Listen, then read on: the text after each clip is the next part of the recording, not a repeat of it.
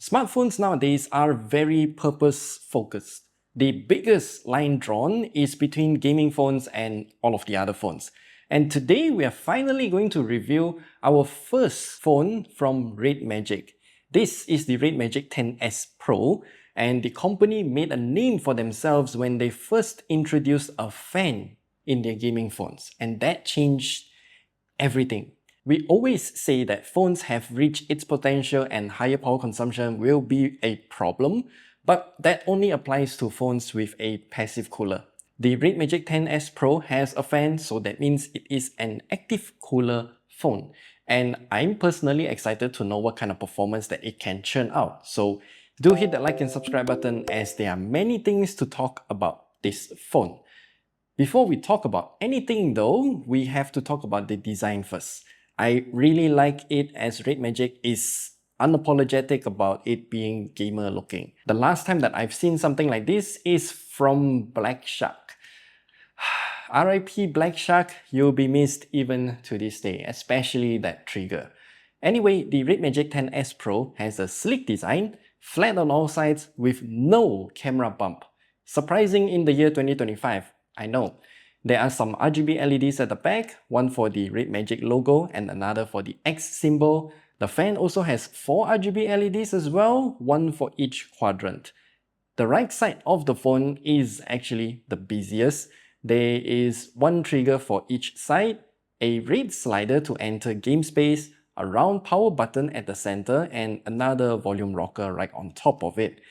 This slit is actually the fan intake port, and it goes all the way through the entire phone, and the air just comes out from the other side.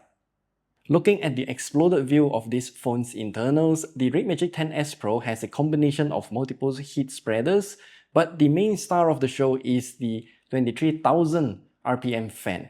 It's surprisingly quiet even when it is going at full speed.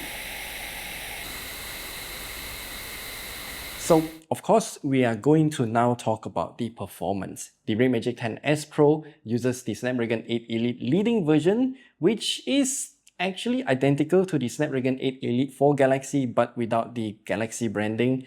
It has a higher core clock speed on 2 CPU cores and also higher core clock speeds for the GPU when compared to the vanilla version too.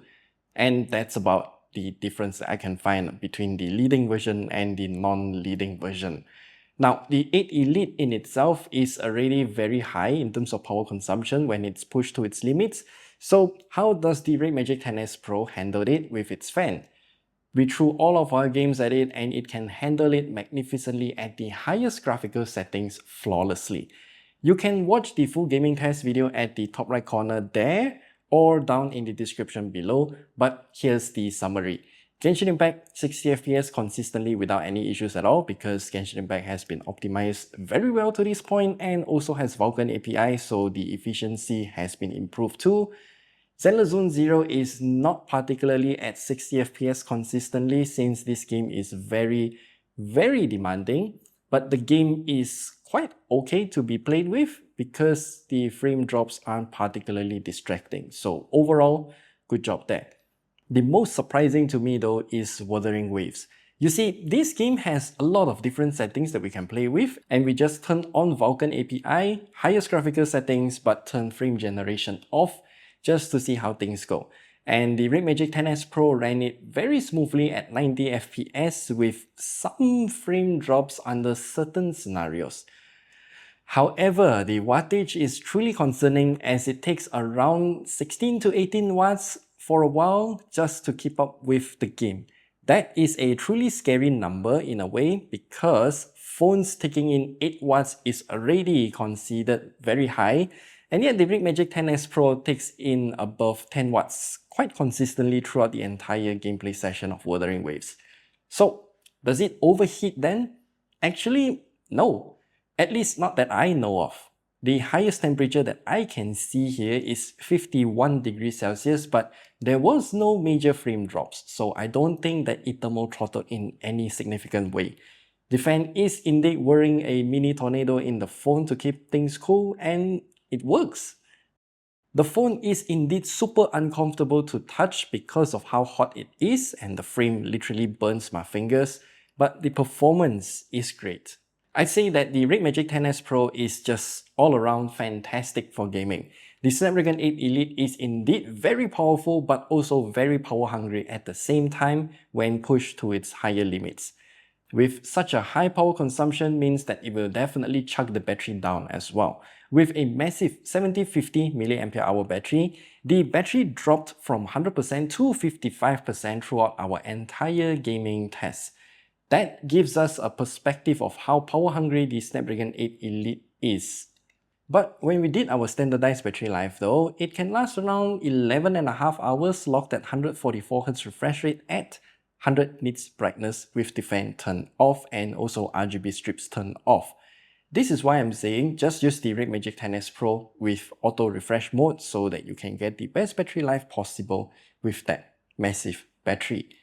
The charging speed though, this one is a lot more interesting. It comes with an 80-watt charger in the box. This charger only partially supports USB PD-PPS of up to 45 watts, even though that this charger itself is rated for 80 watts.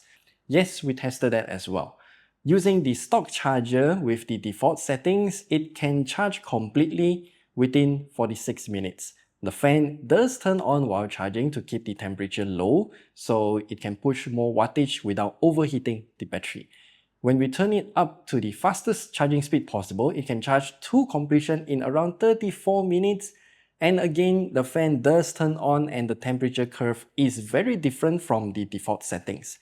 Curiously though, when we plug this phone into our Ugreen 140 watts GAN charger, the RedMagic 10S Pro can take in 73 watts peak and charges faster than the proprietary charger too, in less than 30 minutes to get to 100%.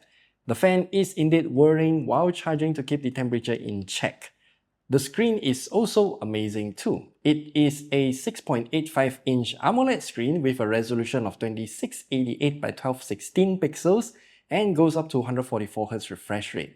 From our colorimeter, it can achieve 1200 nits maximum brightness and 100% of both sRGB and DCI-P3 color gamut coverage. The delta E number here is indeed high, but the average is supremely low. All I can say is this display is amazing, though it might be a bit too saturated for some people. There are a few color modes to choose from, but the colorful color profile is the default one.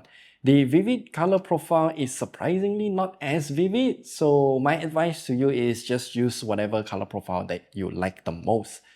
By the way, it is only now that I realized that this phone does not have a front-facing camera in view.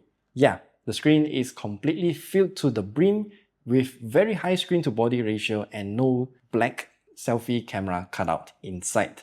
Yes, they are using an under-display selfie camera, and I truly like this. As for the software, it's using the RedMagic OS 10.5 running on top of Android 15. It's very close to stock Android, but with RedMagic's features sprinkled on top. There are some bloatware apps pre-installed, and there is this unknown app that I have no idea what the heck it is because it has no information and I cannot even launch it.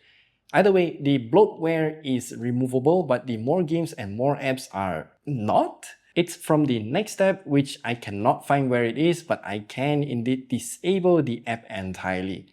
Other than that, it's very clean. RedMagic does have a lot of built-in features, which we have another video talking about it one by one. Again, you can watch that video at the top right corner there or down in the description. That is a very long video because RedMagic has a lot of features. As for the cameras, I don't think it's the focus of the RedMagic 10S Pro. Really, the words gaming phone and great cameras do not belong in the same sentence. I mean, there are two cameras at the back of this phone and it can take some decent looking pictures. I don't want to talk much about it, but the cameras are indeed usable. There are some pictures that turn out like this, which I think is further highlighting why the cameras are not the main focus for this phone. Now, back to the selfie camera a bit. This is how it looks. I mean, it's definitely usable and I'm okay with this because I would like a full screen display without any obstructions like the black selfie camera hole in view. So good job there. And a few more things to mention here. The RedMagic 10S Pro does come with a USB 3 port at the bottom, which supports display output.